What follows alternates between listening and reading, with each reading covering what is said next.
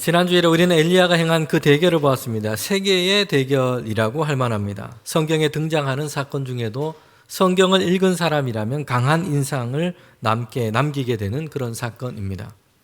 모든 것이 다 불리해 보이는 그런 대결이었습니다. 바알과 아세라를 숭배했던 선지자는 850명이었고 엘리야는 한 사람이었습니다. 결과는 엘리야의 승리였습니다. 엘리야가 하나님께 기도했을 때에 하늘로부터 불이 내려서 제물과 제단을 다 불태웠습니다. 거기에 있는 모든 이스라엘 백성들은 하나님이 참 하나님이 되시고 그리고 엘리야가 하나님의 선지자인 것을 알게 되었습니다. 엘리야는 바알과 아세라를 섬기는 선지자들을 기손 시내가로 내려가서 그들을 데려가서 처형하게 됩니다. 완전한 엘리야의 승리였습니다.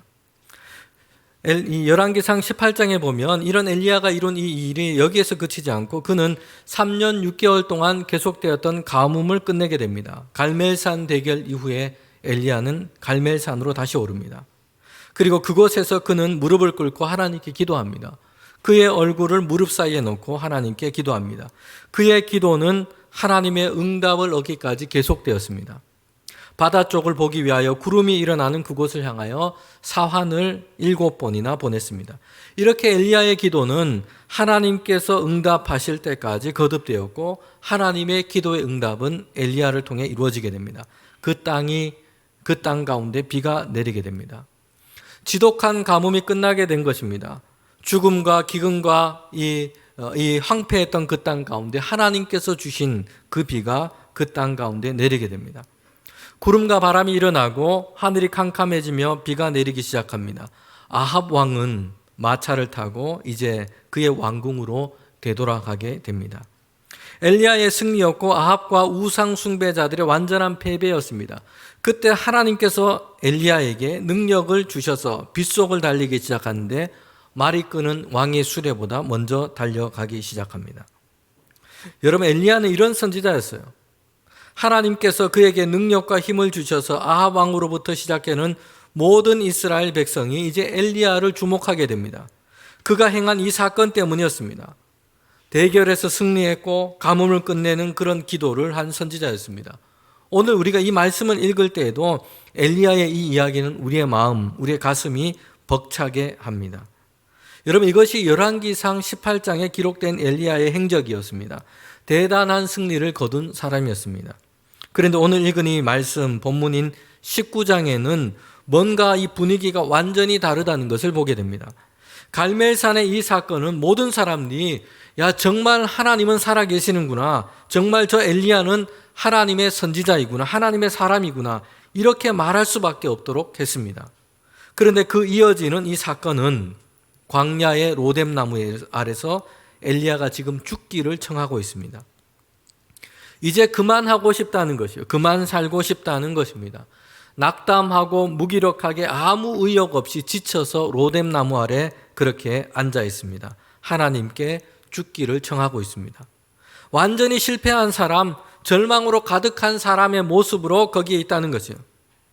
그 엘리야가 이 사람 맞는가? 라는 의문이 듭니다. 같은 사람이야? 라는 생각이 우리에게 듭니다. 엘리야의 이 상반된 모습 때문에 우리는 당황하게 됩니다. 앞에 그 갈멜산의 모습은 20년 전에 힘있고 아주 담대했던 젊었을 때 엘리야의 모습이고, 지금 뒤에 광야 로뎀나무 아래 있는 그 엘리야는 세월이 많이 흘러서 나이가 들고 몸이 연약해지고 쇠약해진 그때 엘리야의 모습이라면 이해가 됩니다. 그런데 우리가 성경을 보면 그렇지 않다는 것이에요. 바로 직전에 갈멜산에서 수백 명의 바알과 아세라 선지자들과 대결했던, 그리고 승리했는데 바로 그 며칠 뒤에 엘리야는 지금 로뎀나무 아래서 죽기를 청하고 있습니다. 이런 의문이 들어요. 도대체 어떤 모습이 진짜 엘리야인가? 갈멜산에서 호령하며 멋지게 승리하고 개선 장군처럼 이 빗속을 달려가는 그 엘리야가 진짜 엘리야인가? 아니면 로뎀나무 아래서 지치고 힘들어서 폐잔병처럼 죽기를 청하고 있는 이 모습이 진짜 엘리야인가? 우리는 엘리야의 모습을 보면서 이런 의문을 갖게 됩니다. 독일의 신학자였고 목회자였던 본헤퍼는 자신을 향해서 이런 동일한 물음을 던지게 되었습니다. 그의 나이는 24살에 교수 자격 논문을 끝내고 이미 베를린 대학교에서 학생을 가르쳤던 그런 탁월한 신학자였습니다. 그런 그가 당시 이 독일을 지배하고 있던 그 나치 히틀러에 반대했고 목사로 적극적으로 이 저항 운동에 그는 참여하게 됩니다. 그의 계획, 그들이 세웠던 계획은 실패하게 됩니다. 그리고 체포되어서 베를린에 있는 테겔 형무소에 갇히게 됩니다.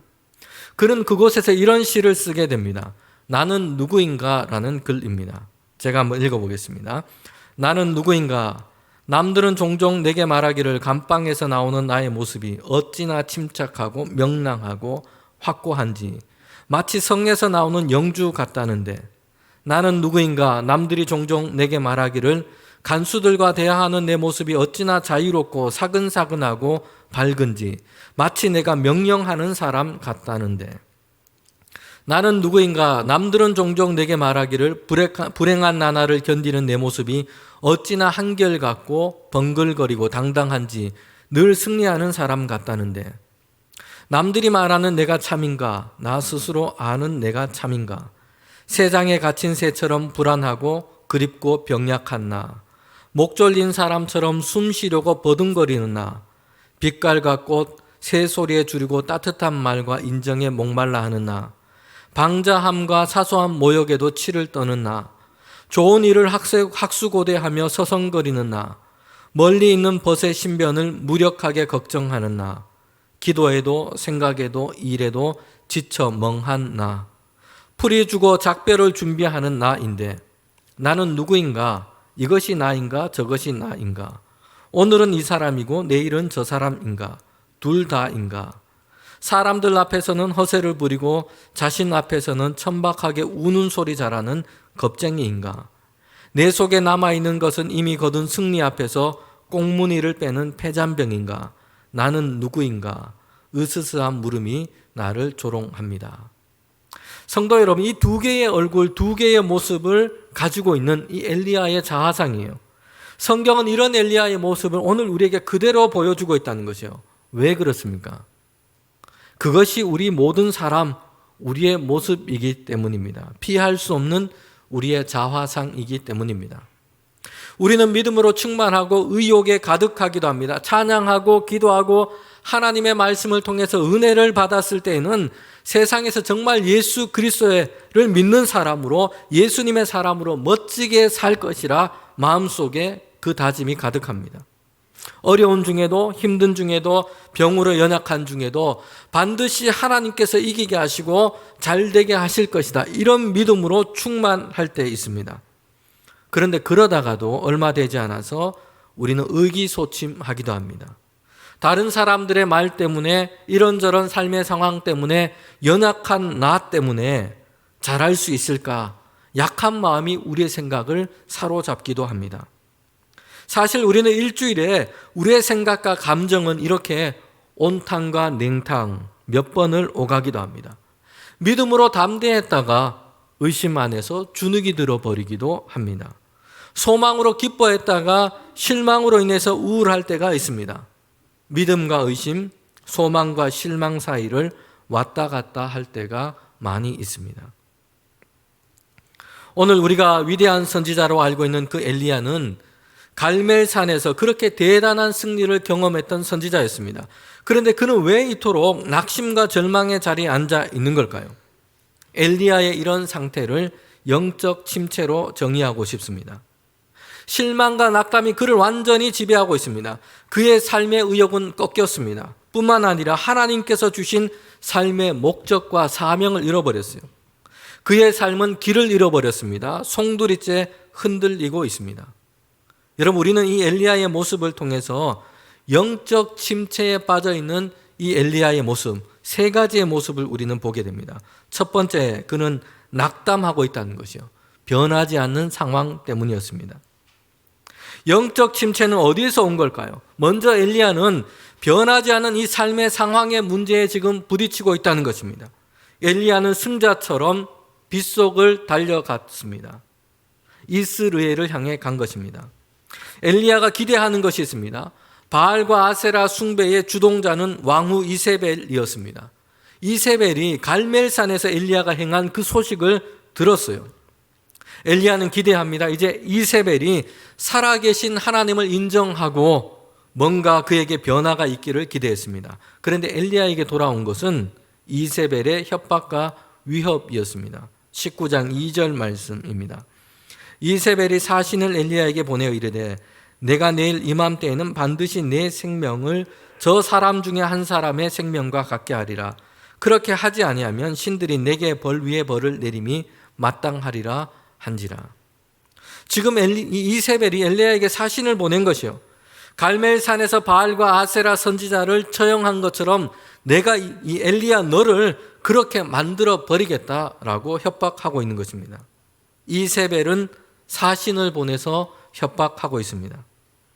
엘리야를 향해서 거칠게 지금 으르렁거리고 있는 것입니다. 개가 멀리서 으르렁거리는 것은 여러분 자신에게 다가오지 말라는 것입니다. 자신도 무섭고 불안하기 때문입니다. 갈멜산에서 보여준 이 대결로 인해서 이스라엘 백성 그들의 마음은 지금 엘리야를 향해 있습니다. 이세벨은 자신을 따르는 선지자들을 다 잃어버렸습니다. 이세벨은 이 사건으로 인해서 분노하고 있지만 불안해합니다. 그래서 엘리야에게 위협을 준 것입니다. 엘리야에게 어떻게 하고 싶지만 그렇게 할 수가 없었어요. 군대를 보낼 수도 없고 자객을 보낼 수도 없습니다. 사신을 보내서 위협을 한 것입니다. 으르렁거린 것입니다. 사실 모든 상황으로 볼 때 엘리야가 지금 이렇게 두려움 속에서 떨 이유는 없습니다. 그런데 이세벨의 이 말에 그 위협 때문에 엘리야는 그만 도망하고 말았습니다. 여러분, 엘리야가 도망한 곳은 부엘셀바입니다. 이스라엘 땅 가운데서도 가장 남단이에요. 그가 얼마나 멀리까지 도망했는지를 보여줍니다. 그리고 그가 얼마나 두려움 속에 사로잡혔는지를 보여줍니다. 엘리야는 도망하되 그가 피할 수 있는 가장 멀리까지 도망한 것입니다. 19장 3절입니다.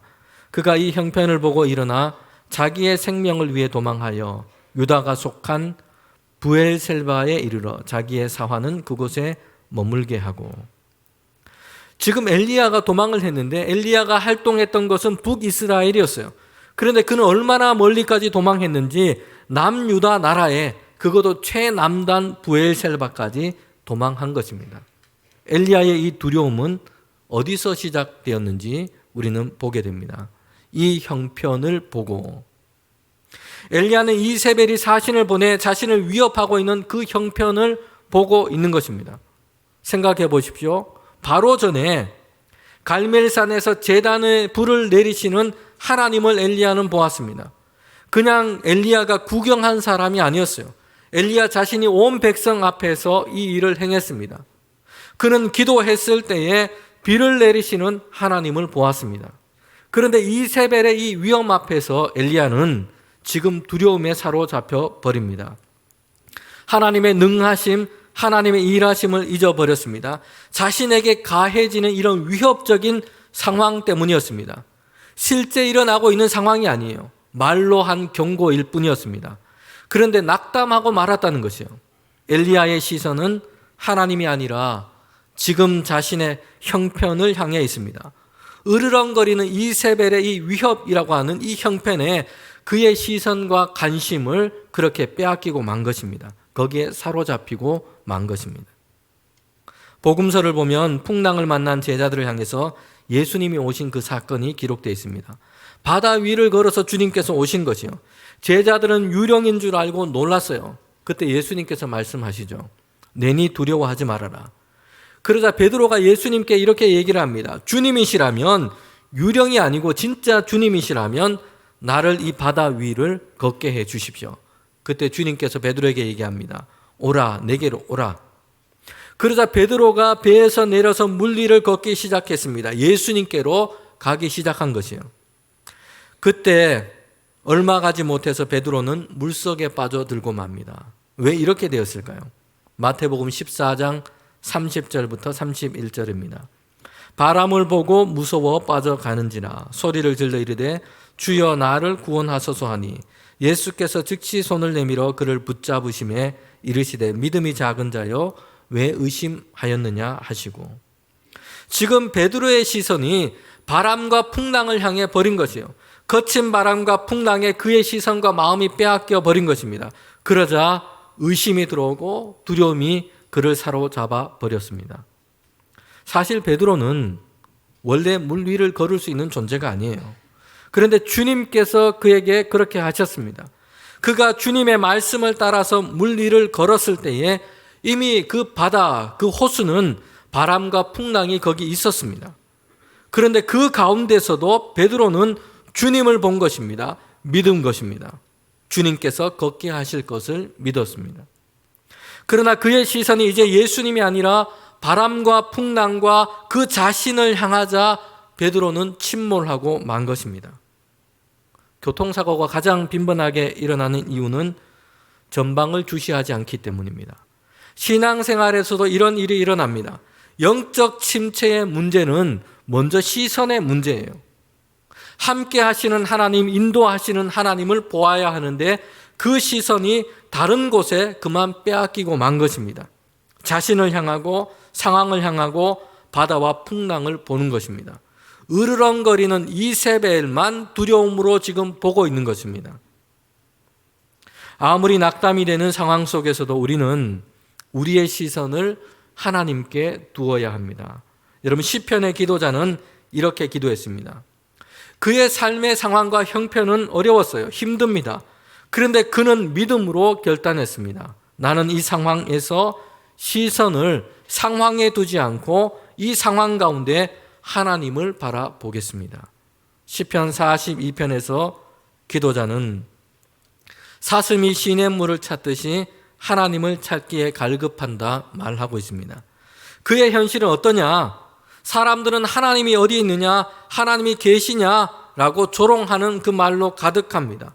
자신은 시련과 고난 속에 있습니다. 병들어서 거기에 묶여서 주님의 성전조차 올라가지 못하고 있습니다.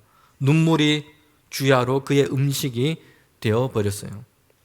그런데 기도자는 그 상황에서 하나님을 찾습니다. 하나님을 바라봅니다. 시편 42편 5절입니다. 내 영혼아 어찌하여 내가 낭망하며 어찌하여 내 속에 불안해하는가. 너는 하나님께 소망을 두라. 그가 나타나 도우심으로 말미암아 내가 여전히 찬송하리로다. 여러분, 이 시편의 기도단은 상황 가운데서 사람들이 하나님이 어디 있느냐, 하나님이 계시냐라는 조롱 가운데서 그의 시련과 고난 가운데서 무엇을 하기로 결단하고 있습니까? 너는 내 소망을 하나님께 두라. 너는 왜 불안해하느냐? 하나님을 바라보라.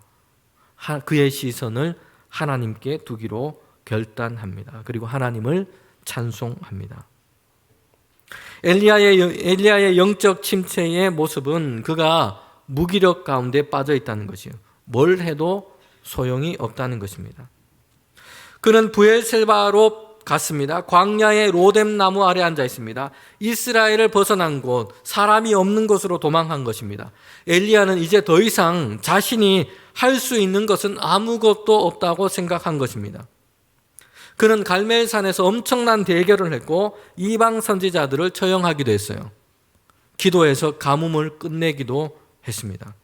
이 정도면 그가 할 수 있는 것은 모든 것을 다 했다는 생각입니다. 이 정도면 악한 이세벨도 이제 자신의 패배를 인정할 것이라 기대했습니다. 그런데 이세벨은 바뀌지 않은 것이에요. 엘리야는 무력감 가운데 빠졌습니다. 더 이상 자신이 할 수 있는 것은 아무것도 없다라고 생각한 것입니다. 무엇을 해도 상황은 바뀌지 않을 것이다 실망한 것입니다. 그래서 무력감에 사로잡힌 것입니다. 오늘 교회들이, 성도들이, 교회의 많은 지도자들이 이런 무력감에 굴복하고 있다는 사실입니다. 교회에 대한 사회적인 신뢰도는 낮아졌습니다. 전도가 쉽지 않아요. 교회 학교 청년 세대들은 급격하게 무너졌습니다. 5% 미만입니다. 신앙을 가지고 있는 다음 세대가 그렇습니다. 거기다가 코로나19까지 겹치면서 3년을 보냈습니다. 교인들도 교회를 세우기 위한 헌신이 약화되고 있습니다. 이렇게 저렇게 몸부림을 쳐도 큰 변화가 없고 돌파구가 잘 보이지 않는다 합니다. 대안은 잘 보이지 않습니다. 무엇을 해야 하나, 무엇을 해도 소용이 없을 것 같은 이 무기력함이 교회와 성도들과 교회 지도자들을 사로잡고 있다는 것이에요. 부정적이고 회의에 찬 생각들이 많습니다. 성도 여러분, 우리는 어떻습니까? 우리 교회는 어떻습니까? 무엇을 해도 소용이 없다, 어쩔 수 없다라는 생각이 우리의 생각과 마음을 지배하고 있지 않습니까? 영적인 침체에 빠져서 무기력하게 있지 않습니까? 세상에서 하나님의 말씀을 따라 살고 믿음을 지키며 사는 것이 너무 어렵다, 안 된다, 할 수 없다는 생각이 저와 여러분을 사로잡고 있진 않습니까? 영적 침체에 빠진 엘리야의 모습은 육체적인 피로와 외로움 가운데 있다는 것이요. 그는 이렇게 얘기합니다. 나만 남았다. 지난 3년 6개월이라는 가뭄이 지나갔습니다. 하나님의 선지자들은 잡혀서 죽어나가는 그런 시대를 살았습니다. 그의 몸과 마음도 지쳤어요. 갈멜산에서 대결을 해서 승리했지만 그가 원하는 대로, 그가 기대했던 대로 상황은 즉각적으로 바뀌지 않았습니다. 엘리야는 탈진 상태에 빠져버린 것이에요. 그리고 하나님께 이렇게 단언합니다. 19장 10절 말씀이에요. 그가 대답하되 내가 만군의 하나님 여호와께 열심히 유별하오니 이는 이스라엘 자손이 주의 언약을 버리고 주의 제단을 헐며 칼로 주의 선지자들을 죽였사오며 오직 나만 남았거늘 그들이 내 생명을 찾아 빼앗으려 하나이다. 엘리야가 지금 하나님께 탄원하고 있는 거죠. 하나님, 나만 남았습니다. 나만 지금 이러고 있습니다. 이스라엘 백성은 다 하나님을 떠나버렸습니다. 하나님의 선지자들은 다 죽음을 당했습니다. 나만 남았습니다. 이제 내 생명도 빼앗으려고 합니다. 여러분, 엘리야는 몸과 마음이 지쳐버렸어요. 그리고 이제 홀로 남겨졌다, 홀로 남았다라는 생각으로 가득합니다. 아무도 자신의 심정을 이해해주는 사람이 없다는 생각이에요. 아무도 자신과 함께 뜻을 합해서 주님을 섬기고 함께 주의 일을 하겠다는 사람이 없다라고 생각에 사로잡혀 있는 것입니다. 어느 누구도 자신처럼 주의 일을 함께 하고자 하는 사람이 없다는 것입니다. 함께 할 사람이 없어서 외롭습니다. 혼자는 더 이상 아무것도 할 수 없다는 생각이 듭니다. 누구도 하나님을 향한 이 믿음을 지키고 살고자 하는 그런 사람이 보이지 않는다고 얘기하고 있습니다. 이런 외로움에 그는 사로잡혀 있습니다. 여러분, 이 영적 침체 가운데 있는 이 엘리야, 하나님께서 그를 어떻게 지금 다루시는지 오늘 말씀을 통해서 우리는 보게 됩니다. 하나님은 갈멜산에서 바알과 안세라 선지자 850명과 대결하고 승리했던 그 엘리야도 하나님은 사랑하십니다. 그런데 지금 두려움 때문에 도망해서 로뎀 나무 아래서 이제 그만하고 싶습니다. 낙심 가운데 있는 그 엘리야도 하나님께서 사랑하고 계신다는 것이에요. 야단을 치고 책망을 하실 법도 한데 그렇게 하지 않으세요. 야, 너 이것밖에 안 되냐?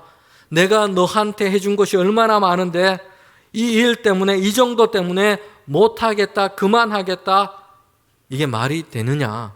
하나님께서 이렇게 말씀하지 않으세요.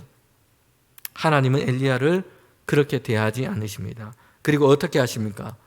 천사를 보내셔서 엘리야를 먹이십니다. 이 장면은 하나님께서 처음 엘리야를 부르셨을 때 그 장면과 겹쳐 있는 것을 보게 됩니다.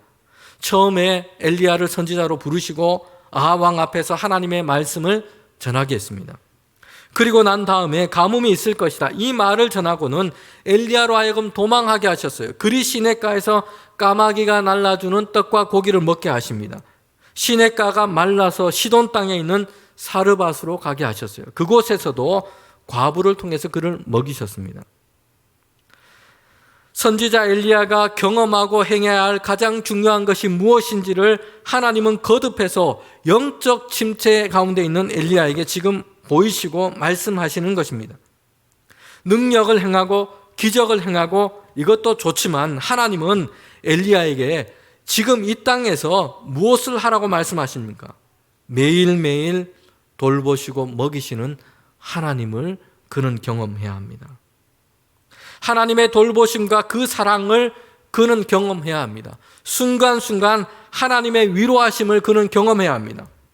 우리가 믿음을 가지고 사는 것은 사람을 놀랄만케 하는 대단한 일을 이루고 행하는 것이라 기대할 수 있습니다. 그런 것은 사실 그러나 가끔이에요. 엘리야가 매일 갈멜산에서 대결하고 그렇게 하지 않았습니다. 그것보다 매일매일 하나님의 돌보심을 경험하고 하나님의 사랑을 경험하고 하나님의 위로하심을 경험하는 것. 여러분, 이것이 우리의 영적인 신앙생활에서 중요한 것입니다.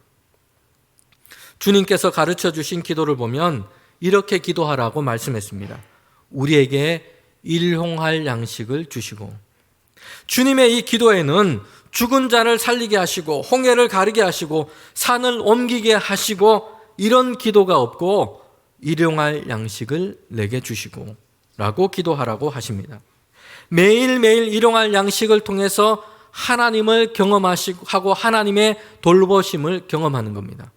매일매일 하나님의 인도하심 속에서 작은 일에도 시험에 들지 않고 악을 이기도록 기도하는 것입니다. 여러분, 엘리야는 자신만 홀로 남았다라고 얘기합니다.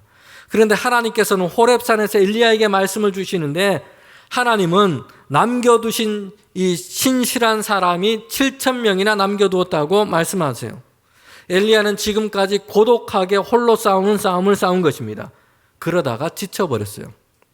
자신만 남았다고 생각하고 있습니다.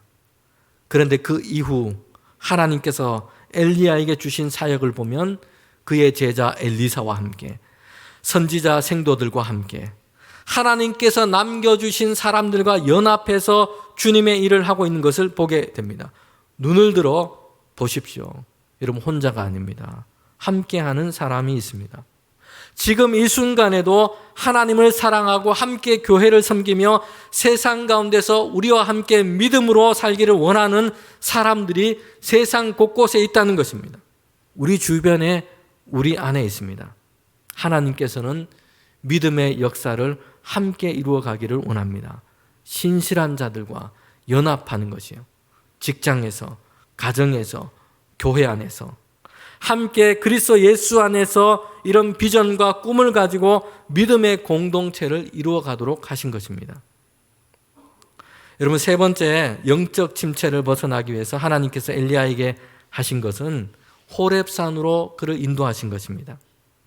천사를 통해 엘리야를 먹이시고 어루만지십니다. 그리고 이제 갈 길을 가게 하시는데 호렙산입니다.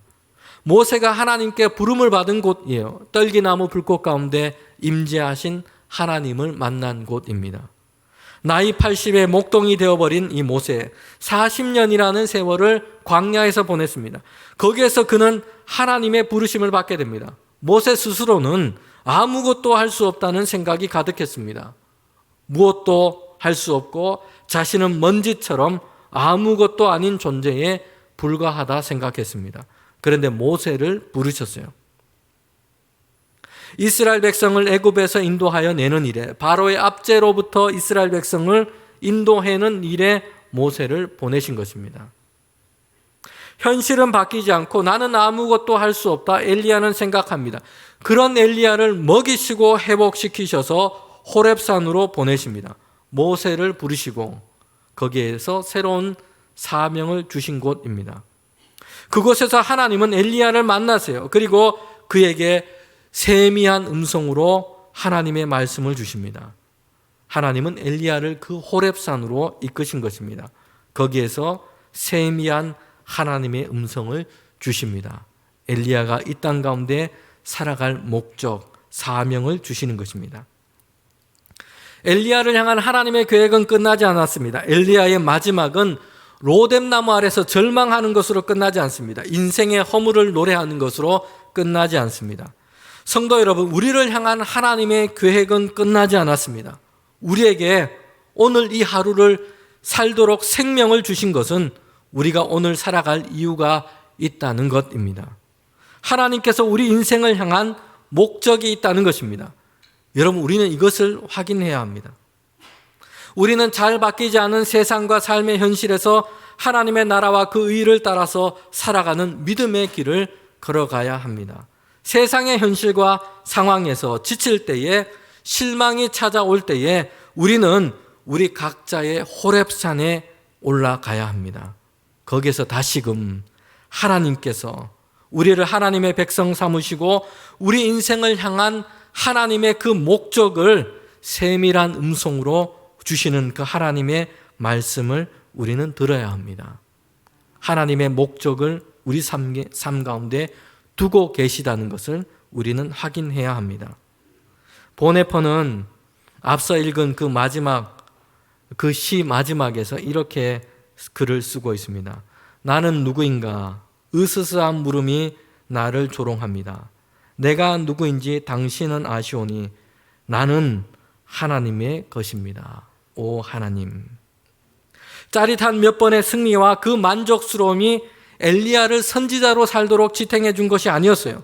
엘리야처럼 우리 앞에도 바뀌지 않은 세상, 실패와 실망, 어둠의 그늘이 있기도 합니다. 이것이 우리가 살아가는 삶의 현장입니다. 영적인 침체가 우리에게 닥쳐오기도 합니다. 그러나 하나님은 우리에게 하늘의 떡을 먹이시는 분이십니다. 일어나게 하시고 걷게 하십니다. 바뀌지 않을 것 같은 세상 그리고 이 삶의 현실은 으스스하고 조롱 섞인 물음을 우리에게 던져옵니다. 너는 누구인가? 우리는 우리의 호렙산에 올라서 하나님의 세미한 음성을 들어야 합니다. 그리고 우리는 대답할 준비를 해야 합니다. 오 하나님, 내가 누구인지 하나님은 아십니다. 나는 하나님의 것입니다. 오 하나님, 나는 하나님의 것입니다. 오늘 이 말씀을 기억하면서 우리가 세상 가운데 나아갈 때에 우리 안에 닥쳐오는 영적 침체를 우리가 물리치고 우리의 호렙산에 올라서 하나님, 나는 하나님의 백성입니다. 하나님의 자녀입니다. 이 믿음의 고백을 가지고 세상을 살아가는 저와 여러분 되시기를 주님의 이름으로 축원합니다.